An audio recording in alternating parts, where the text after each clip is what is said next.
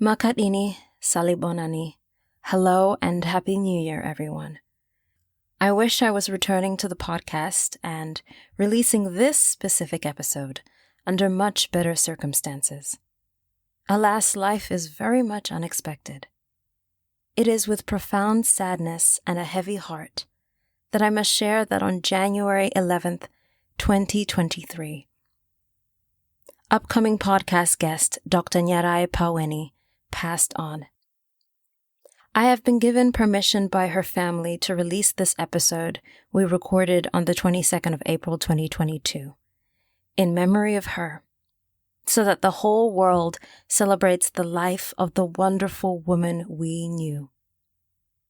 I am choosing to release it as one part, with no opening or end credits. If you feel touched by hearing Dr. Nyarai's story, please feel free to support any of the initiatives and organizations mentioned in this podcast, including Dr. Nyarai's work with the mental wellness initiative, Wired to Love and Thrive. Rest in peace, Dr. Nyarai.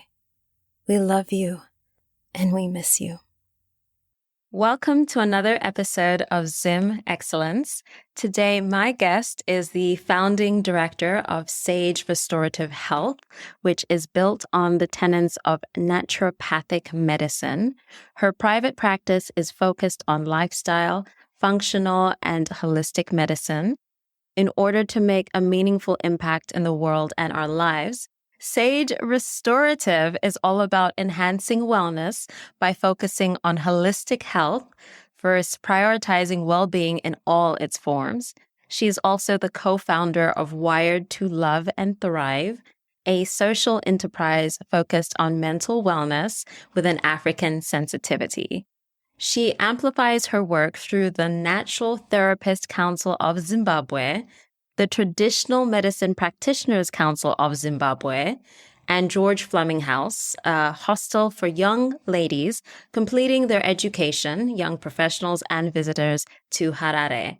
In addition to the many collaborative workshops, Sage ReStorative Health has also been featured on radio, online, and print media. And finally, she is a seeker by nature, lover of laughter, words, meditation, music, dancing, travel, concerts, festivals, markets, nature, family, community, and is very serious about tea and chocolate. She's serious about that, y'all. So please welcome Dr. Nyarai Paweni. Wonderful. Thank you so much for having me. I'm so looking forward to our conversation today. I'm so glad to have you on the show. So as you know, before we get into it, I always love to talk about origin story. So how did you get from being born in Zimbabwe to I want to get into holistic medicine? What is the journey of that? That's really, So first of all, where were you born? I was actually born in Harare. My siblings were all born in Zambia, but I was born in Harare at Harare Hospital. And then my family moved to Zambia. The first 10 years of my childhood was in Zambia. We lived in Lusaka. And then we moved back to Zimbabwe. When I lived in Zimbabwe until I was 16, many years ago. And I attended the Dominican convent of Harare. That's where I did my O-levels. And then from there, I went to school in Switzerland. I went to school called College de Le Mans in Geneva, Switzerland, which was a pivotal point in my life because I got exposed to different people, different cultures. And for the very first time, I was away from my family for an extended period of time. After high school, I thought I was going to be a fashion designer. And then I went to the American College of London for a year. And then I moved to the US. I went to Concordia University and studied business there and communication, and lived in a town called Ann Arbor, Michigan. It's best known for the Wolverines and University of Michigan. I'm hearing there are a lot of Zimbabweans in Michigan, and I'm like, is it not cold, y'all? It is freezing. It is freezing. And then I moved. I did my master's in Michigan in international management and marketing. and then moved to Chicago, even colder place. I lived in Chicago, and Chicago has got such a special spot in my heart. I love the city. It really grounded me. It's a place where poetry slam started. There are some, I didn't know that. Obama's from there, Kanye's from there, Common is. It's very rich culturally. Lots of festivals, which really resonated with me. Walks by the lake. So while living in Chicago, I was doing marketing and then became a director for a nonprofit organization called Lekotech. It's a Swedish organization that works with children with special needs. And then at that point, I decided to go to medical school to be a naturopathic doctor. It was such a faraway dream for me because I wasn't the best in sciences and math. I was a writer. I liked words and I still love words. That's me. So we're the same person. We are the same person. And I started I took some classes on herbs. I started reading different types of books. And I worked on different healing options for myself and then also my mother. And she had come to visit us, and I got deep into meditation. And so seeking my own center, trying to figure out who am I? What should I be doing to make me happy? Sometimes you have everything that you desire in your life, but there's still something that you're needing to fill that void with. And so that got me into, learning meditation, learning mindfulness, learning about eating well. In Chicago, completely exposed me to all different types of healing modalities. And there were lots of bookstores, a slew of stuff, of herbs. After reading an article in the Essence magazine about upper respiratory infections, because I kept on having them and I wasn't getting any better. And then a group of my friends and I, we would meet once a month and would have something called Girls' Night Out, and would have intense conversations about what is your life purpose? What do you want to do with your life? We also talked about our boyfriend issues and relationships and career. But as you do. Goddess talk. I know, goddess talk. I love that. And from those conversations, we all did this exercise where you wrote your older self a letter. Like, what would you tell your older self about you and your life? What are the regrets you have? What are the things that you want to do? And my letter was like, if I could do anything without worrying about money, what would that be? And it kept on coming to some form of healing modalities. I'd been dabbling into Reiki and a couple of other things. I would spend hours at Borders and Barnes and Noble and reading. And then I made a decision, yes, I want to explore this. And, the way the universe works, the integrative practice I went to get my general, annual visits was Northwestern Integrative Care. It was Dr. Raby, and she had an acupuncturist there. She had a naturopathic doctor there. She had somebody doing massage. And she actually recommended that I see the naturopath. And so when I went to see her, she changed my diet. And then at the same time, I got a book on natural medicine. And just reading through it and then going in the back of the book, I noticed there were universities and you can get a degree. So I went to one of the sessions, and lo and behold, who was talking? Dr. Judy Follop, who was the doctor who I had gone to see. It seemed like a really daunting process, but I had to go back and get all my basic sciences again, looking at all the requirements that were needed. So I was taking all the classes, taking 2 classes a semester while still going to work. And when I got to biochemistry, I was like, oh no, this doctor vision is not going to happen. Yeah. It's intimidating. It was intimidating. But I had really good study partners, people who really helped me. And then I got to medical school. And whoa, my first year was intense. I got accepted to 3 schools and I had to decide which school I wanted to go to. So I ended up staying in the Chicago area because the rest of my family was there. And a dear friend of mine, he was at conventional medical school. He's like, you want to stay close to your support network because medical school is it's not for the for the weak and faint-hearted. And my first year, I had been a really good student. School came easy to me. And so I thought, I can do medical school. And I was still director for the nonprofit in Chicago and managing my staff. And that's when I realized, okay, this is not working really. It's not working because I wasn't doing so well in school. And it's a whole different subject. The intensity of the classes and the exams and the volume of information that I had to kind of absorb. And, I'm such a circular learner. I'm not a linear learner at all. I like to tell stories. What do you mean by circular learning? So where when people are good at memorizing, right? So they're very practical. They memorize, the muscles of the hand, and they just know that's how I want to tell a story. You kind of go around, you want to understand, you want to read. You're not as efficient. And I learned all of this once I started not doing so well in school. Okay, I'm understanding, but then I'm not able to kind of do well in my tests. What do I need to do differently?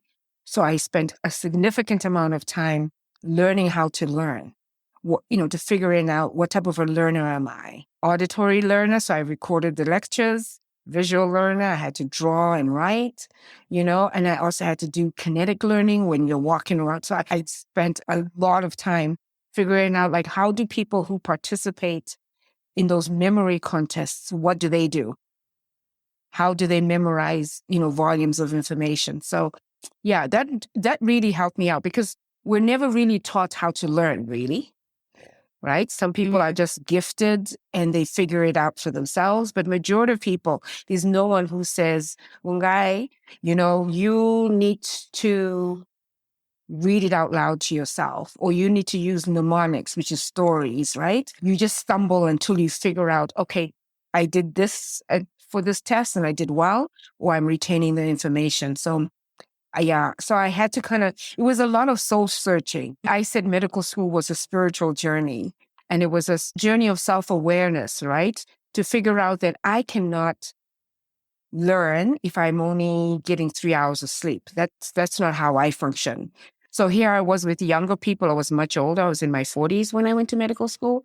So, my peers would stay up and do all-nighters. And I realized, okay, that's not working for my brain. I need to sleep. And then I had to do research on, what are the benefits of sleeping? So yeah, it's been a long journey. Thank you for all that you've shared so much. It's all the gems. You and I are quite similar when it comes to sleep, because people will ask me, how are you able to get 8 to 10 hours of sleep? And I'm like, I prioritize it because I cannot function if I don't have it. I can be, the bubbly person people know me to be, but if I'm on like 2 or 3 hours of sleep, I'm your worst enemy. So I feel you on the sleep. What does being Zimbabwean mean to you? Wow. I think what I've come to realize, I left Zimbabwe at the age of 16 and now I'm 55. I always say moving to America made me more Zimbabwean, because once I was away from home, I started missing things that you kind of take for granted, the music, the food, the people, the things that we, the little sounds we make when we're dancing, and how people just visit each other. So what does it mean to be Zimbabwean? To be a thread in the beautiful blanket that is rich and warm and colorful. I'm honored to be of Zimbabwean heritage. I know there are things about our country that we probably would love to change, but at the essence of it, it is melodic. It is heart. It is vibration and vibrant. And I think when I visited Chipinge and Chimanimani, where my father's originally from, that's my paternal homestead. And when I visited Nyanga, where my mom is from, I then got a true appreciation of, wow, Zimbabwe is my home, and what amazing richness and history there is here. So, yeah. You just gave us a slam poem. It's such an honor. I need to practice poetry more. I need to do that more. I love that because you are deeply an artist at heart. I need to bring this up. I forgot to bring it up earlier. But y'all, Dr. Nyarai is actually my mom's cousin. And my mom was like, oh, you have to meet this person. And then she was bringing up that you're in holistic health. I was like, where were you 10 years ago in my life? Because I was going through the hair journey and talking about green beauty, this and that. People in my family are looking at me like, what are you talking about?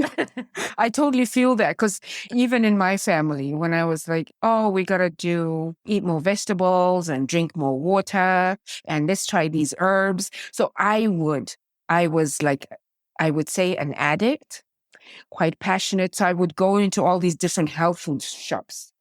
And I would spend all my money there, like loads of money. Because every time I researched an herb or a supplement, I would then go and buy it. So my family's like, what are you doing? But we've got a revolution going, don't we? Definitely. And as you were talking earlier about how medical school was such a spiritual journey for you and how you would find one book about something and then go to one specialist about something else, it kind of made me think a little bit about The Alchemist. And also there's that... That's my favorite book. That's my favorite book. You're older me. I love that book. There was that I forget who said that, but it's like, when you're ready, the teacher will appear. Yes. Something like that. Yes. So it sounds like you came into a point of your life where all this integrative medicine and natural healing was coming at you just when you needed it. Yes, very true. And the universe and God answered yes. Once I said, yes, I'm going to medical school, once I said I'm quitting my full-time job, I'm not going to have a salary. But I can tell you without a doubt, my faith increased because people helped me. They bought me books. Even when I went on interview to one of the universities in Portland, Oregon, I met these young women in the hallway and they thought I was coming to interview to be a professor. And I'm like, no, I haven't even started school. But these women sent me their books. They helped me when I couldn't understand my biochemistry and my other classes, and I'm still friends with them. And I had, people just give me coupons to buy food, or they bought me groceries. I wouldn't be where I am without a sense of, community and people just being there for me. And most significantly, my younger sister, we lived together. She would help me edit my papers. She would help me study. She would cook. It just takes a weight off you to be like, the food is already there. Yes. I don't have to put the energy into cooking or preparing. And, help me, buying my books or whatever the supplies that I needed for school. So, once you decide what your purpose is and whatever that is, the minute you say yes to it, the universe, your ancestors, wherever you believe in, they will meet you. It reminds me of Harry Potter, the 9.5 step. When you take the step of faith, just know that all is aligned. If that's your passion, the world will show you that, yes, go for it. I'm getting a couple things. So the first thing I'm getting is you take the leap and the net appears and the net is there to catch you. I'm also getting... This is when the episode turns into the spirituality, woo-woo, the physical episode. But the idea of like the law of attraction. Yeah. That like you were thinking of something and attracted another thing. I've been taking this mindset course.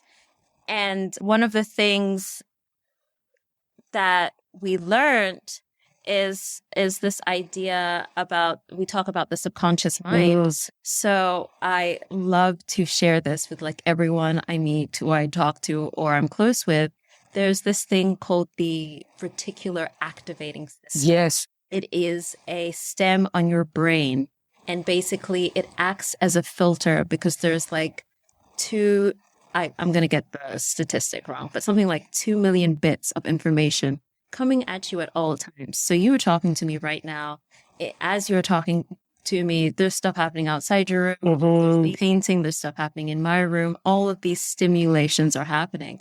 But the reticular activating system manages to filter down all the 2.3 million bits or whatever it is to 128 bits. And it filters it down by your values, your belief systems, your memories, how you usually do things, your triggers, your childhood wounds, which is very interesting. Yeah. So you can kind of take that concept of this subconscious mind and the reticular activating system by thinking about when you think about something or you're interested in something, your brain will find ways for you to notice it in your everyday life. And it's going to filter out all the other stuff you don't care about. So the example my teacher uses is, let's say you buy this car that you like. Maybe it's like a red Lamborghini or something. Yeah. And you're driving around town and then suddenly you see a red Lamborghini everywhere. And you're like, oh, what? Yes. Does everyone have a red Lamborghini? Yeah. But it's not that you woke up and everyone bought a red Lamborghini. It's that you're noticing it because it's important to you. The other example she uses is, let's say you want a red Lamborghini, but you've convinced yourself you can never have a red Lamborghini. It's agonizing. You can never have one. That's the belief that you're telling yourself. So you're scrolling through your social media, through like Instagram, TikTok, whatever. You see someone has purchased a blue Toyota. You're like, okay, good for them. Double tap, click, I like the post.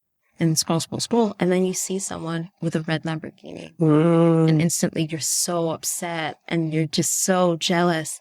And it's not the fact that they have the red Lamborghini. It's the fact that you told yourself that it's not possible. Yeah. And then seeing like when in that moment, instead of being jealous, I mean, you can express those feelings, but then you can take that as an opportunity to flip it on its head and say, the fact that that person has it means that it's possible for me. Yes. Yeah. This is so serendipitous because neuroanatomy was the class that I completely loved. I failed it the first time and I thought like my world was going to completely collapse and how could I fail a class? But I actually am grateful I failed. That class, neuroanatomy, enabled me to retake the class and did really well. That I became a tutor and a TA, a teacher's assistant. And then I also participated in writing my neuroanatomy teacher's book and editing. So it brought me a lot of joy to kind of do well and then to also help other students who were not doing so well in neuroanatomy, because that was another, the next class that people have to pass. You know, it was a rite of passage, so having to pass that class. And our professor, Dr. Darby, was intense and a tough lady. But we had a really beautiful friendship. And had I not failed that class, I would not have delved into knowing more about neuroanatomy and then also helping other people and other students as well. So it brought such joy. Like somebody failed and then they retake it and then they're like getting A's and B's. So yeah. So the reticular activating system. Yes, I remember studying that.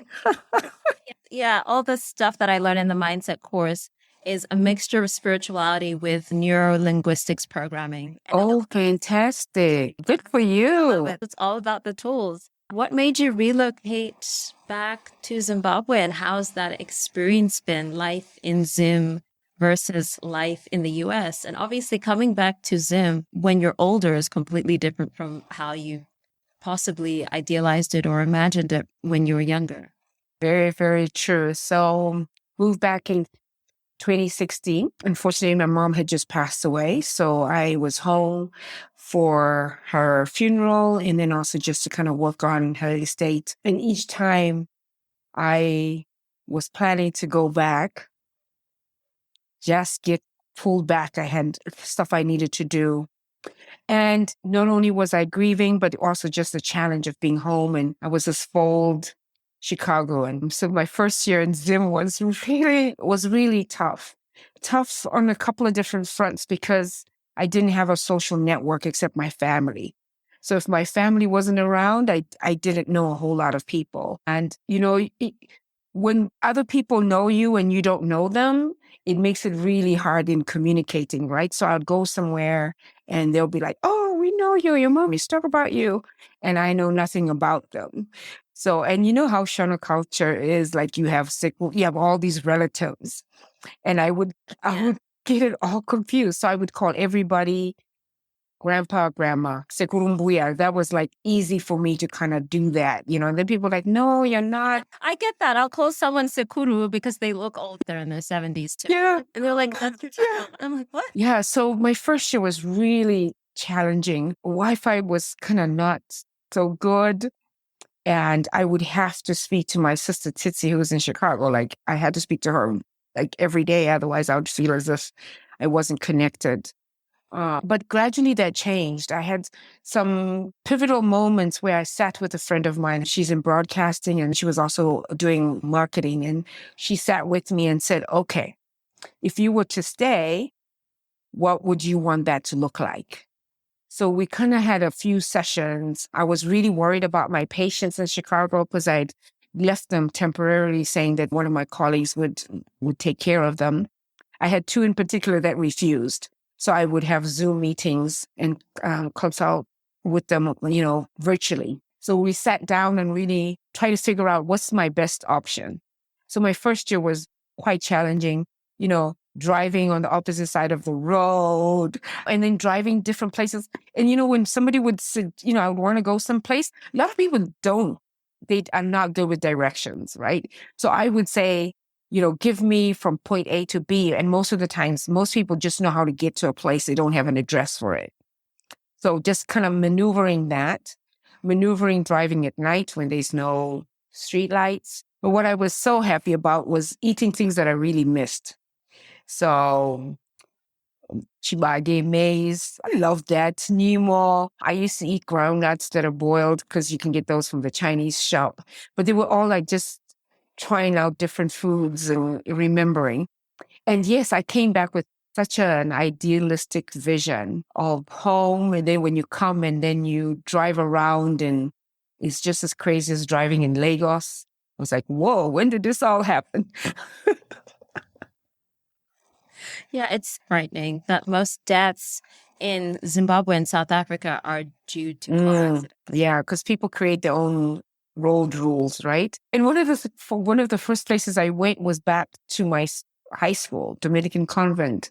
I just walked around the quad and it looked the same. I felt like I went back to my teenage years there. So that was lovely. And it gradually got better. One of the things that I think helped me really settle into Harare was there's a group on Facebook called Zimbabwe. So, it was always difficult to kind of search for things on the internet because most people don't update their website or until now.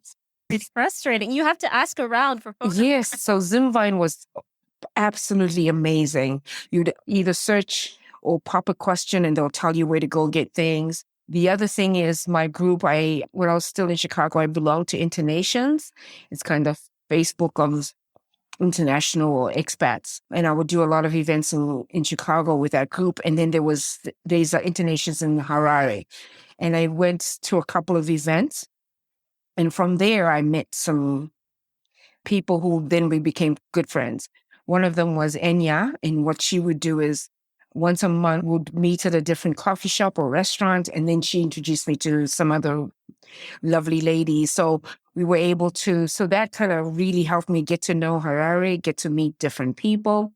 And now I wasn't like clinging onto my family for everything. Because that's me every time I'm in Zimbabwe because I don't know anyone and I don't drive. Yeah. So it really was really helpful for me to kind of widen my circle. I also, went back to the church my mother went to, St. Luke Greendale. Total sense of community there. So, those were people that I also connected. But then my circle kind of widened. And now I know the city more than my sister, who's lived here longer than I have, and my aunt. They're always like, how do you know these places?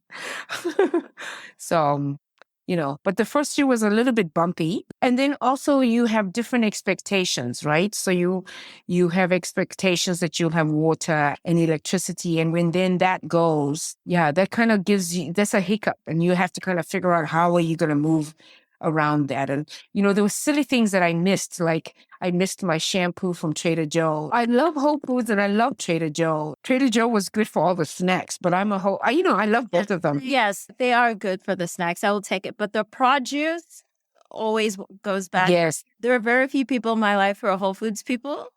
I very much treasure those people. Everyone else is like Trader Joe's, and I'm just like, it's okay. You can still be. Yes. And what I really love about Whole Foods is like, I like their coffee bar and their food bars. That's probably all changed now, but you can just go and hang out. So I go to Whole Foods and I'll study and eat all their nuts. And Whole Foods is the one place I would want an endorsement at. Yeah. I used to make jokes about this, but I'm serious. Whole Foods and kombucha. I love kombucha. For those that don't know, kombucha is spelled Kombucha. It is like fermented mushrooms. Yes. Full of good probiotics, which are good for your gut and your mental wellness, actually, and your immune system. I am kind of obsessed about like gut health, but then sometimes, do you find, Dr. Nyarai, you can go too far, and then after all, you're like, I feel like I'm getting obsessive of whether I'm healthy or not, and now I don't feel healthy. That's true. And maybe this thing is... Yeah. I think everything in measure, right? All in balance. And kombucha is kind of like maheu. If you have traditional maheu, that's the same idea of having something fermented. So you get the same good properties, without all the extra intense sugar. But, the bacteria feeds on the sugar, but it works really well in repopulating your gut flora. What would you say to like a potential client or someone who's interested and they're like, what is holistic health, integrative medicine? How can I combine it with Western medicine? What are like the benefits, pros and cons of it? How would you pitch it? Or I guess talk, like you probably have a lot of people in your life who come up to you and be like, you do what? Yes. How do you explain that to you? What I say is that naturopathic and holistic medicine looks for the root cause and it looks at you holistically, body, mind, and spirit, right? You're not just your hypothyroidism or your hypertension symptoms. You are a whole person who is living in the world and, has a social network. And so we need to figure out where are the imbalances that are occurring in your life and how do we bring it back to balance, right? And we do that in a variety of ways. And naturopaths come in a variety of ways as well. What I do is I use botanical herbal medicine. I use homeopathy. I use aromatherapy. I also use hydrotherapy, which is the use of water to do your, healing practices, and nutrition, which is actually pretty key. And then also lifestyle, where are they stresses in your life? Is it in your relationships? Is it in your job? Is it in your studying? Are you carving out enough time for you, to replenish, whether it's walking in nature, whether it's cooking or, following your passions, and sometimes I think life takes over and we start to forget the things that bring us joy. And how can you infuse some of that into your life? And, when I prescribe to people, I need you to keep a gratitude journal, or I need you to create a worry box where you put all your worries. It doesn't seem medical, but it is, because how you deal with the stresses in your life is important. Do you feel as if you're supported by your community and your loved ones? Because again, all of those things play a role in how it affects our mental health. It also has an effect on our immune system. It's true. It's very subtle. It's like one thing can pile onto another. Yes. And we live very much in a society where people are quick to go pick up a Panadol, ibuprofen, basically paracetamol type painkiller instead of drinking water. Sometimes you have a headache. Dehydrated. Yep. And naturopathic medicine, we have a lot of people who are not into any type of conventional medicine. But my philosophy is there's a place for all types of medicine. And healing takes place in a variety of different ways. Maybe you need, sound medicine. Maybe you need to use color remedies, or, maybe you need to meditate, or maybe you need to try healing touch, whether it's Reiki or, Tai Chi or Qigong or whatever it is that you feel you need. Breath work, massages. Yes. So massages, I think you hear it and you think, oh, it's this luxurious thing that like people with money pay for. But there are these like energy centers in the body, and also these tense centers, and also this blood flowing the body, that with a massage it's able to redistribute the blood and kind of help you breathe into places where you're holding or where there's tension or even trauma stuff. I think dance is wonderful. Yes. I've always wanted to get into belly dance. Every year I just push it off. I don't know why. Because there's a lot of healing to be done in the womb and that sacral chakra area of a woman. Whether growing up hating that you're a girl, or the way society treats you, or as an adult, trauma, menstrual issues, menstrual health stuff, fertility issues, even just your goddess self, right? To kind of love and be comfortable in your own skin. And then there's also acupuncture. There's so many. There's chiropractic medicine. Luckily, the school I went to, they were chiropractors. I would get an adjustment every week. I would get acupuncture. Oh, this stage combat teacher who taught us how to crack backs, and it was game changing. I know. I did acupuncture. I haven't done it in years, but I used to go weekly for my kind of sacral chakra health issues. And initially, it's because I just couldn't afford to go the Western route. So I was just like, this health insurance in the US is a whole thing. So like, let me try acupuncture. Let me also try all these other avenues to see if that will help with pain and inflammation and all that stuff. So I went into, there's this great acupuncture place in Harlem. Hopefully it's this. And the way it was like modeled as like a community center. So there are like great and armchairs, and there's Zen music and paintings playing. And initially I was scared because you see acupuncture in the movies and you just in your body. But like doing it, once they're in, you don't feel it, like as long as you just don't move, just still. True. Always felt like a nice nap for me. She would just like light material over me, and then she'd be like, and now rest. She would come when it was done and it was time, she would like tap me and we'd do a thing. She would check my tongue before and after. She dabbled in Chinese traditional as well. And then I used to work a lot on my feet as an usher and like patron service, telling people about theater and stuff. So going to foot massages would help as well. I like this book on reflexology and all those. And then and now you're going to love this. This might be too much for some people, but I have a tongue scraper because apparently very good the tongue. That and this is like traditional, I think, Indian. Ayurvedic medicine. Yes, Ayurvedic.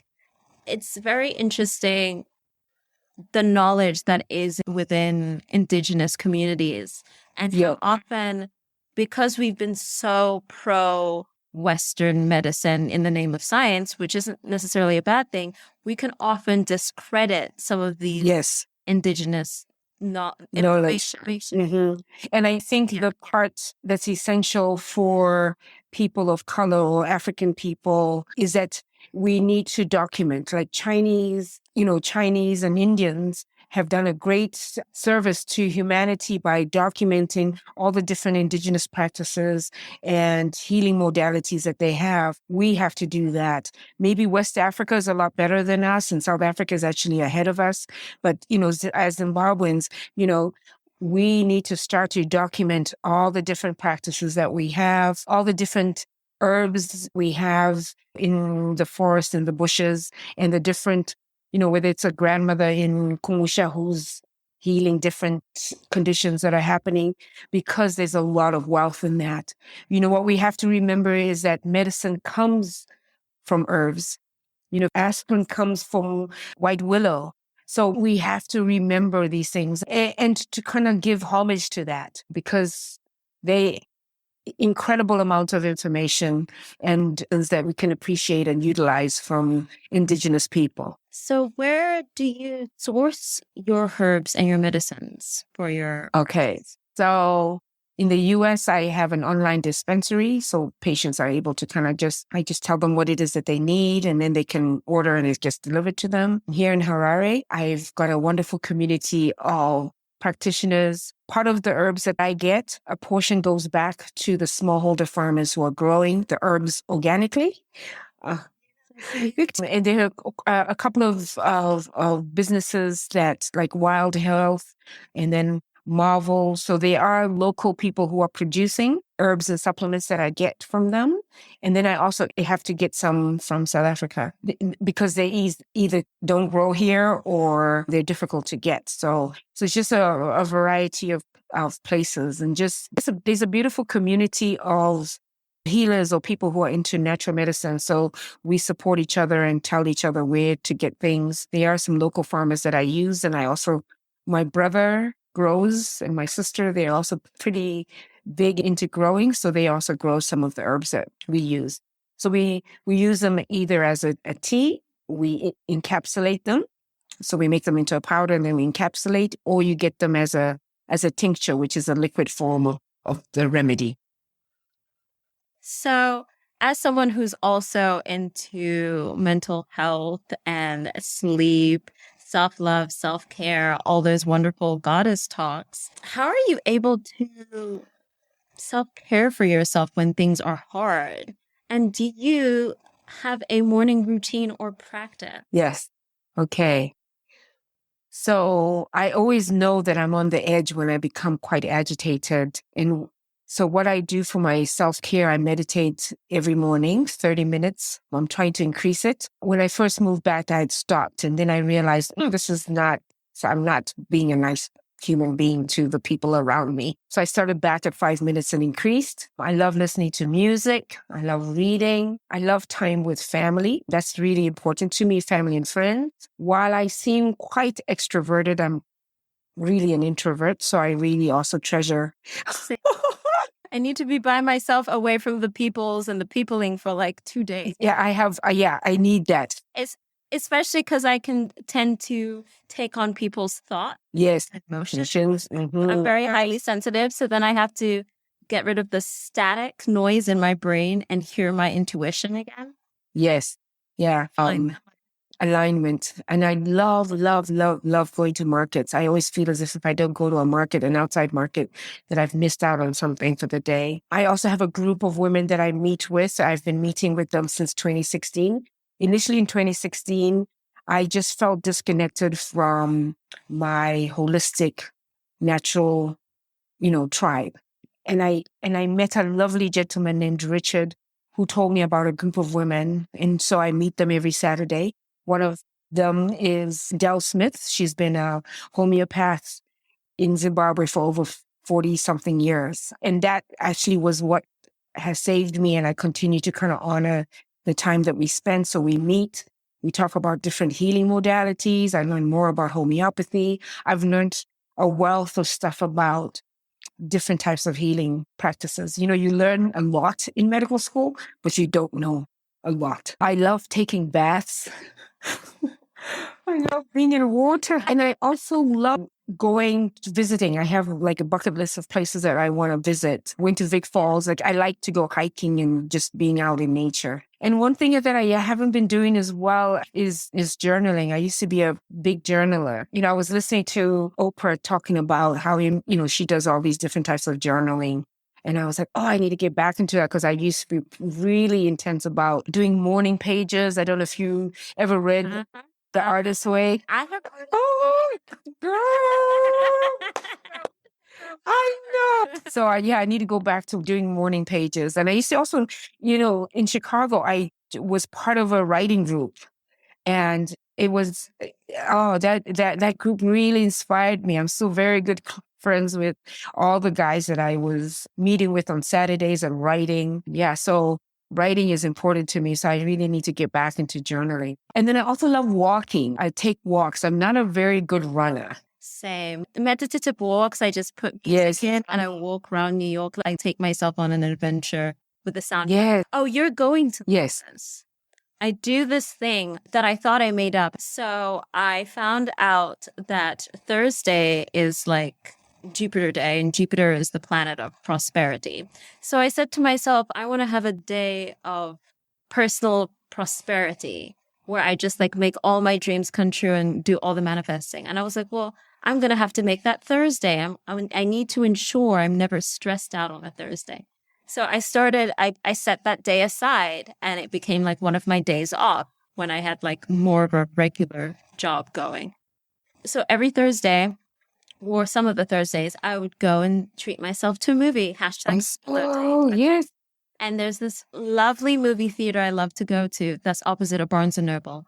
So I go to the movie theater, I buy my ticket. Okay, it starts in like 30 minutes to an hour. Walk across the street to Barnes & Noble, pick up books I'm interested in, stack. I go to the theater section because it's in a corner and no one is ever there. I sit on the floor and it becomes my personal library. And I'm just like reading through all these different self-development books. Wow. Spiritual books. And I literally came across two. I think one was on minimalism and then the other was on something artistic. And they both talked about what I was doing as a thing. One book called it A Personal Sabbath. And then the other book, I forgot what they called it. And then when I got into the artist's way, eventually she talks about having a artist date. And I was like, I've already been doing this thing. I thought I was a genius. So Thursdays. I need to do that. I need to do that. It is game changer. It ensures that even if you get busy, you have that day carved out for. Okay. I'm going to take that on. There was something that you had said. I remember when I had to do my artist date by myself, and you're in a restaurant by yourself and go to a movie. I always have somebody coming up to me and saying, "Are you okay?" Isn't that interesting? But solo date, it's like I'm going to start that. Last question.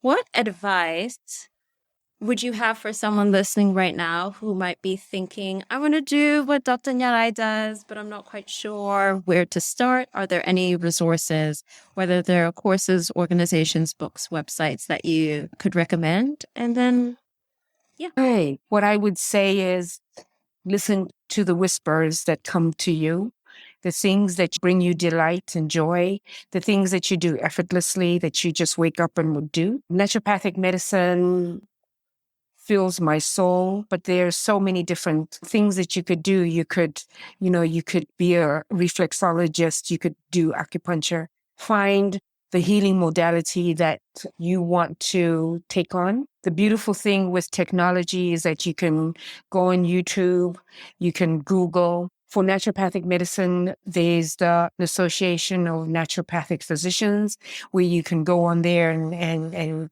figure out if they're coming to your city. They also have a lot of videos that talk about what is naturopathic medicine, what does a naturopathic doctor do, where the doctors that listen, they always say. You can also find out what schools are available. And you can also reach out to me. I mean, I used to mentor a lot of new and potential students that were coming to the school I went to, National University of Health Sciences in Lombard, Illinois, which is in the suburb of Chicago. So I'm happy to chat, to support anyone who is interested in holistic medicine, in wellness, in mental wellness, in just ensuring that people live their best lives. Okay, welcome to our lightning round. What is your zodiac sign? Cancer. Texting or talking? Yeah, I'm a texter. I'm a phone person. I like to see the face and get the vibe. Okay. Last song you listened to? I love South African music. So there's this guy, San Ella, musician. Yeah, I really like him. There's one called Keep Moving or something like that. Ish. Yeah. What is the last book you read? Oh my goodness. It was a medical book. It's a book by Dr. Paul Anderson on naturopathic approaches for cancer. And I'm also reading Humans of New York. So a dear friend of mine, Kim, came to visit from Minnesota and she brought me that. So I gift myself and I read 3 or 4 stories before going to bed. I always wanted to bump into him so I could be photographed and be on. Yes. Yes, I'm from Zimbabwe. I'm an actor. What happened? We're putting it out into the universe. Okay, if you could have any superpower, what would it be? Go and meet all the people who've passed on, wherever they are. I would have that superpower. I would have my mom and my dad. I would have Bob Marley. I would see my grandma.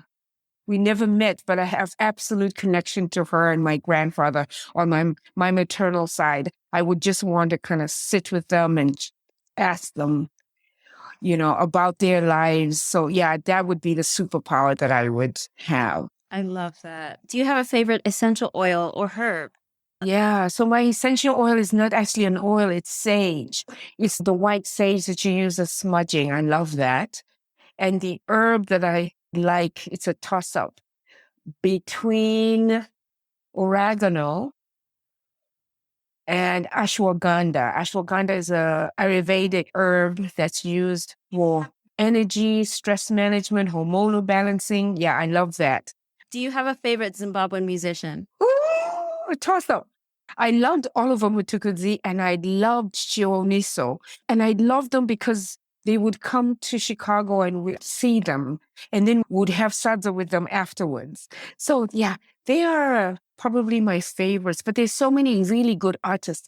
There's a guy named Silent who plays, I think, a saxophone. There's so many good musicians. Oh my goodness.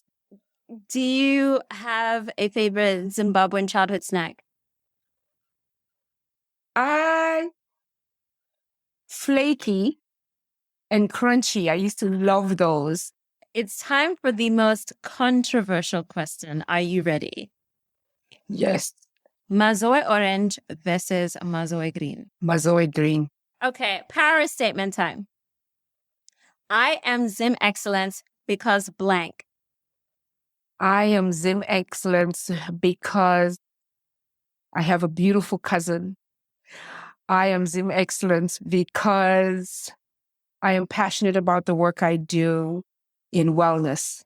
I am Zim Excellence because I'm rooted in love, in my mother's Wesa culture, and I'm a busy. I love that. If you could nominate someone for the award of Zim Excellence, who would it be? I would, now it's going to seem like this is a whole family thing. I would nominate my cousin, Fadzim. I would nominate her. I mean, Zimbabwe is a small country anyway. We're probably all related. Anyway. We're all related somehow, right? Yes. Dr. Paweni, this was amazing. As we wrap up, I would love it if you could share a message with our listeners, letting them know how they can follow your journey, how they can also reach out and work with you, whether that's Facebook, Instagram, Twitter, email, whatever. Okay, it's fantastic. So on all social media, I'm under Sage ReStorative. You can reach me via phone at 312-772-2758 or 263-719-253-769. My website is sagehhealth.com. And feel free to send me an email at info@sagehw.com. And I'm happy to chat with you. And parting words is continue learning, continue exploring, know that you are loved and you're lovable. And you have a unique message to give and share with the world. And don't be afraid to share it and find other people in your tribe who believe in you. And I'm so honored to have been a part of this conversation. Thank you, Dr. Paweni. Everyone have a really great day. Wonderful. Thank you so much, Mungai.